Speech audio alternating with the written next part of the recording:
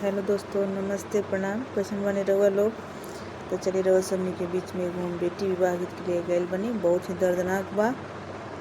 बेटी विवाह के गीत सुनी लगिन और अपन प्यार दुलार आशीर्वाद दे मत भुलाएं लगिन और कमेंट बॉक्स में जरूर बताएं लगिन कि गाना रहुआ लोगन के कैसन लागल। तो चलिए सुनी लगिन, आनंद उठाई लगिन बेटी विवाह के गीत। अरे अरे काली कोयलिया तू कहाँ चली गईलू, तू कहाँ चली जालू नु हो। ऐसन आनंद बनवा छोड़ी के तू कहाँ चली गईलू। का करिए मालिन का करी मलिया गुता गईले हो। का करिए मालिन का करी मलिया गुता गईले हो। अरे अरे बेटी कवनी बेटी हो, तू कहाँ चली जालू।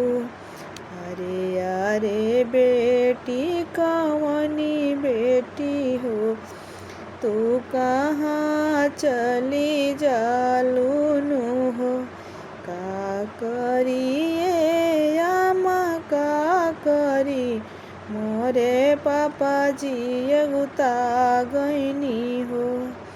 का करिए चाची का करी चाचा जी अगुता गईनी हो।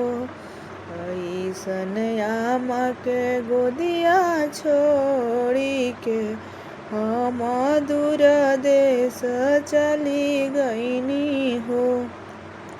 ऐसन चाची के गोदिया छोड़ी के हम दूर देश चली गईनी हो। अरे अरे काली कोयलिया तू कहाँ चली जालू नु हो। ऐसन आनंद बनवा छोड़ी के तू कहाँ चली जालू नु